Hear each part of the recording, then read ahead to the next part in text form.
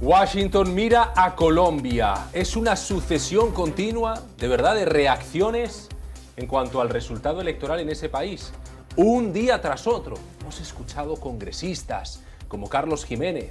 Ayer una audiencia en el Subcomité para Asuntos del Hemisferio Occidental de la Cámara de Representantes, presidida esa audiencia por María Elvira Salazar, centrada en Colombia, con un objetivo el que se marca Washington: que haya una transición de forma pacífica y democrática en ese país.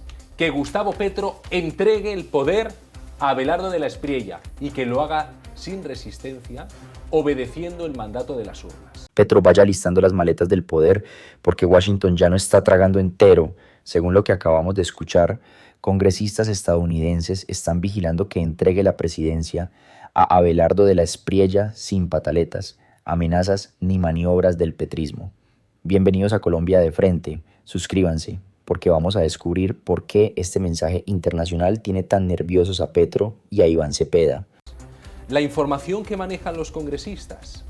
Dice la representante Salazar que la Casa Blanca está dando tiempo a Petro para que reconozca el mandato de las urnas. Bueno, tiene hasta el 7 de agosto, que es cuando Abelardo de la Espriella tomará el poder. Pero la otra noticia es la que llega hoy.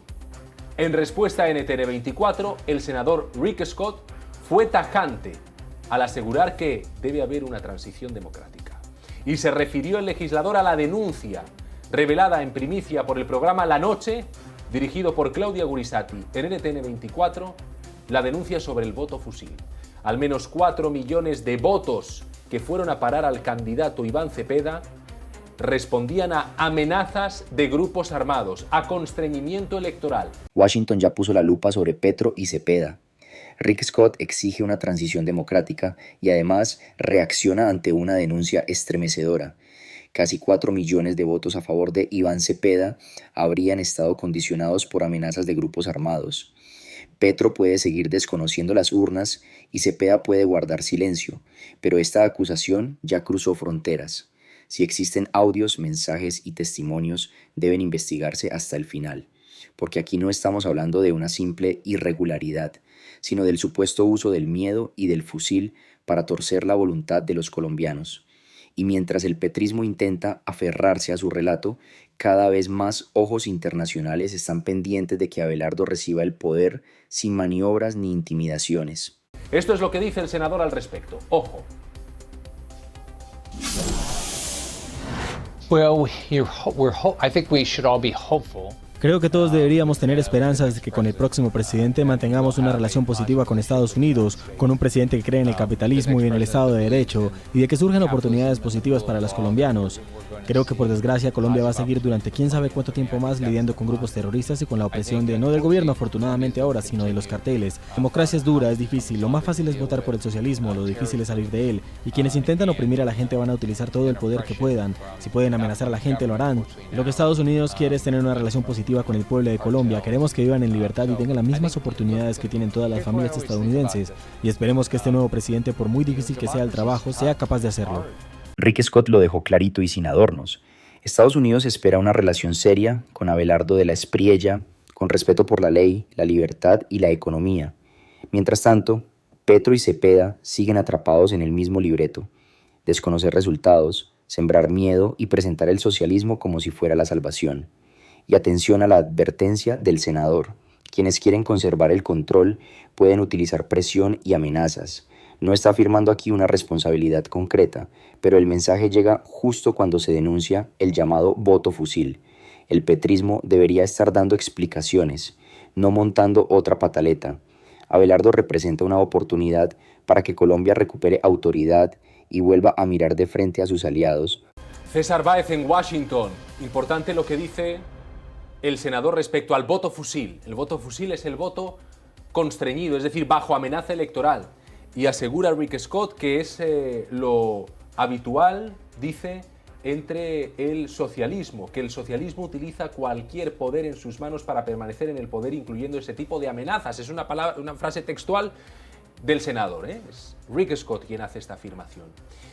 Mi pregunta es, ¿Estados Unidos va a intervenir en caso de que Petro o cualquier otra persona se resista al intercambio de poderes? ¿Habrá indictments por parte de Estados Unidos o acciones para que la democracia realmente esté viva en Colombia? Eso sería muy probable, no me parecería sorprendente que sean mecanismos o sean herramientas que esté considerando la administración Trump. Pero al mismo tiempo uno pudiera valorar pues bastante de manera positiva las instituciones políticas en Colombia. Uno pensaría que no haría falta de que Estados Unidos se convierta en el garante de una transición pacífica del poder en Colombia. Aquí la cosa se pone seria. Ya se habla abiertamente de posibles acciones desde Estados Unidos si Petro intenta entorpecer la entrega del poder, pero no confundamos una posibilidad política con una decisión ya tomada. En este fragmento nadie confirma sanciones ni procesos nuevos. Lo que sí queda claro es que el comportamiento de Petro está encendiendo alarmas fuera de Colombia. Un presidente saliente que desconoce el resultado, habla de fraude sin demostrarlo y se niega a participar en la transición, obliga a todo el mundo a preguntarse hasta dónde piensa llevar su pataleta. Rick Scott pone el foco sobre el voto bajo amenazas y sobre quienes utilizan el poder para aferrarse al control. Ahora, Petro y Cepeda deben responder con hechos, no con discursos. Y por mucho que Gustavo Petro intente atentar contra esa propia tradición, pues seguramente las instituciones colombianas serían suficientes para manejar algo así. El pueblo colombiano, estoy seguro, también viendo el reflejo en Venezuela y escuchando mecanismos de coacción que son los que se escuchan también en votaciones en Venezuela. Es como allá a través del voto asistido, por ejemplo, los funcionarios públicos se les asigna su supervisor para ir al momento de votación y revisar por quién están votando. Son mecanismos que no serían extraños que ocurran, y mucho más en zonas de conflicto como aún existen en Colombia. Enseguida vamos a ver lo que ha dicho también Marco Rubio, porque ya les digo que esto es una oleada de reacciones la que hay en Washington, y también hay reacción en el Departamento de Estado. Pero volvamos a escuchar esa respuesta del senador Rick Scott sobre el voto fusil, porque la queremos analizar también con Cristi Ramírez. Petro podrá intentar tensar la cuerda todo lo que quiera, pero Colombia no es Venezuela y sus instituciones tienen que demostrarlo. Lo que se está denunciando sobre presiones en zonas de conflicto recuerda precisamente esos mecanismos de coacción que destruyen la libertad del voto. Ahora, una cosa es señalar patrones preocupantes y otra probar responsabilidades concretas. Pero el petrismo no puede burlarse de estas alertas ni esconderse detrás del discurso de persecución. Si hubo voto bajo amenaza, debe investigarse hasta el fondo. Y si Petro piensa desconocer la transición, se va a encontrar no solo con la resistencia de los colombianos, sino con Washington mirando cada movimiento. Cristi Ramírez, PhD del King College, desde Londres. ¿Qué le va a ocurrir a las personas que intenten socavar la democracia en Colombia? Desde Estados Unidos, ¿qué acciones podrían tomar? Yo creo que hay que diferenciar un poco a lo que dice Petro a lo que realmente está ocurriendo, ¿no? Porque Petro, a través de todo su mandato, como un buen populista de tinte autoritario, ha dicho mucho más de lo que ha hecho. Hay cosas que se le pueden atribuir, el crecimiento que tuvieron los grupos guerrilleros durante su mandato, lograron retomar poder que no habían tenido anteriormente. Él es una persona que habla mucho, sobre todo en Twitter, pero las instituciones políticas colombianas están ahí y han demostrado que pueden jugar su papel. Las elecciones, en general, por los observadores internacionales, lograron hacer su papel. La transición va a ocurrir. Nada te dice que el ejército colombiano, que es quien tendría el poder porque tiene las armas, sería el que va a impedir que va a haber una transición democrática. Cuando uno saca lo que dice Petro de la ecuación, nada está indicando que al final del día no va a haber una transición en Colombia. Y además, más allá de incluso de los dichos de Iván Cepeda, cuando Iván Cepeda se montó en la primera vuelta con los dichos de Petro, diciendo que ahí se habían robado las elecciones, después el señor reconoció su derrota. Entonces, los grupos políticos, incluso alrededor de Petro, están bastante alineados que va a haber una transición democrática. Entonces, yo creo que es muy difícil con un país con una trayectoria democrática tan larga hablar de que realmente hay la capacidad o que Petro va a tener la capacidad de impedir esa transición. O sea, gobernar no se gobierna por Twitter, que es lo que él ha venido tratando de hacer, y trata de llamar la atención y habla de más. Ahí está el retrato más claro de Gustavo Petro. Mucho discurso incendiario, mucho mensaje en redes y mucha amenaza grandilocuente. pero las instituciones siguen funcionando a pesar de él. Durante su gobierno, los grupos armados recuperaron terreno, mientras Petro parecía más concentrado en gobernar desde X que en ejercer autoridad sobre el país real. Y hasta Iván Cepeda terminó reconociendo su derrota, dejando a Petro prácticamente solo con su relato. La transición va a producirse porque Colombia no depende del estado de ánimo del presidente saliente. Petro puede publicar 20 mensajes más, inventarse otra pelea y buscar atención hasta el último minuto. Pero gobernar no es trinar, y la democracia no se detiene porque él se niegue a aceptar que su tiempo ya terminó. Pero cuando uno ve lo que ocurre con las instituciones democráticas de Colombia, soportaron los intentos de socavamiento que tuvo Petro a lo largo de su mandato. Y aquí no se trata de si un gobernante es de izquierda o un gobernante es de derecha. Aquí se trata de cuando un gobernante o cuando un miembro político quiere socavar las instituciones del Estado. Y eso lo vemos, lo trató de hacer Petro con menos éxito, lo hacen otros con más éxito, como lo hizo Bukele. Nos hemos dado cuenta que se ha convertido en una estrategia política de los populistas autoritarios que una vez que pierden el poder, lo primero que gritan es fraude. Pero hasta el momento las instituciones colombianas han aguantado y aguantaron a Petro, y nada indica que no va a haber una transición democrática en Colombia. Ahí está la derrota definitiva del discurso de Petro. Durante 4 años intentó tensionar, desacreditar y doblar las instituciones cada vez que no obedecían sus caprichos. Pero Colombia resistió. Las cortes, el sistema electoral y la democracia aguantaron su estilo autoritario y sus ataques permanentes. Ahora que perdió su proyecto, hace lo típico de los populistas que no saben aceptar una derrota, gritar fraude y presentarse como víctima. Pero el cuento ya no le funciona. Las instituciones certificaron el resultado. Iván Cepeda reconoció la derrota y la transición va a ocurrir, le guste o no a Petro. Puede seguir haciendo escándalo en redes, pero ya no tiene la capacidad de imponerle su berrinche a todo un país. Vamos a ver ya más reacciones en Washington porque, como les digo, esto es una oleada, pero un punto clave que señala Cristi, esto no es una cuestión de izquierdas, derechas, es una cuestión de democracia o autoritarismo.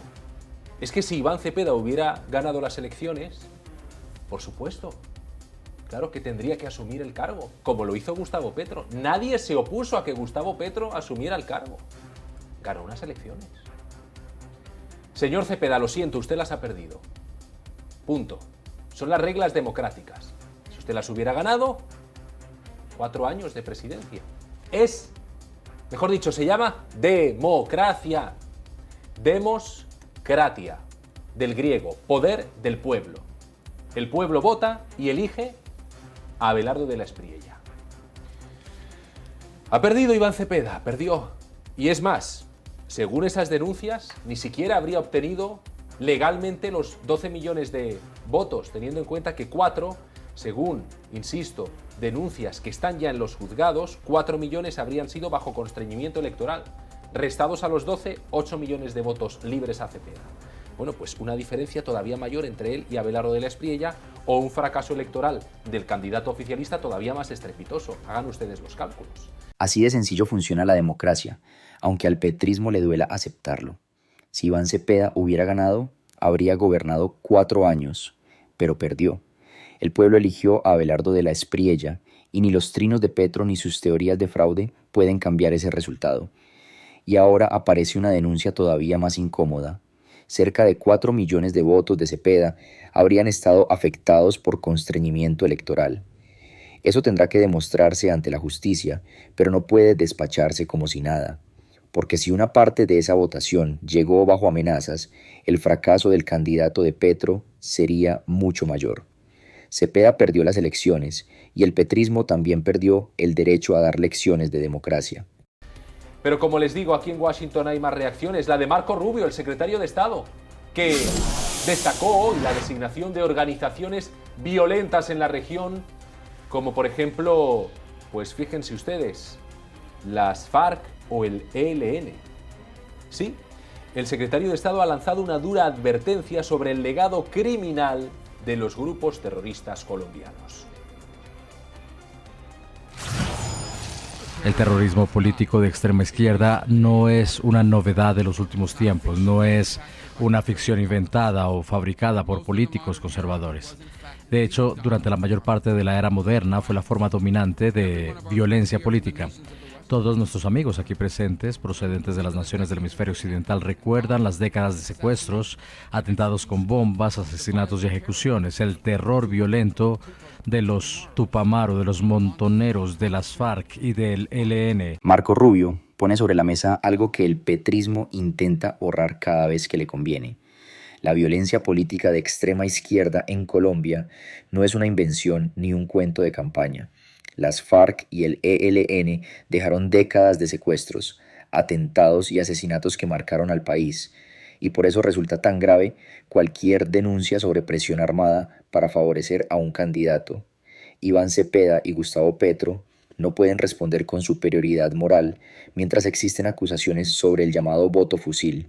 Si quieren defender su legitimidad, deben exigir que todo se investigue y que cada grupo criminal responda. Colombia ya pagó demasiado caro el terrorismo como para tolerar que vuelva a meterse en las urnas. Décadas de secuestros, de terror, de violencia. Ahora bien, César Báez, han sido décadas, pero en estos últimos 4 años los grupos criminales se han fortalecido con esa política llamada de paz total de Gustavo Petro, que ha servido para que se crezcan, ¿no? Sí, pero es un tema de incentivos. Mientras haya un negocio para el narcotráfico, por supuesto que estos grupos armados van a aprovechar cualquier oportunidad de amnistía que les quite parte de la presión que ejerce el Estado contra esas actividades ilícitas.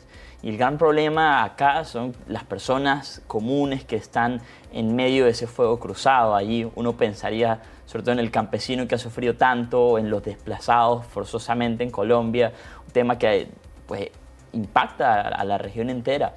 Pero por supuesto que frente a tantas oportunidades que han tenido las guerrillas colombianas para desmovilizarse, para incorporarse a la vida civil, incluso para incorporarse con privilegios a la vida política, y que siempre estos procesos de negociación, muchos de ellos incluso no apoyados por la mayoría de los colombianos, terminan en nuevas oportunidades para que estos grupos se reintegren, sobre todo bajo el cobijo del régimen venezolano, pues ha sido un gran problema, y parece que en este punto el colombiano que se ha expresado en las urnas ha entendido o está dando un mandato de que desea una política que sea mucho más frontal, mucho más fuerte contra los grupos armados irregulares en Colombia. Ese es el balance que Petro no puede maquillar con discursos.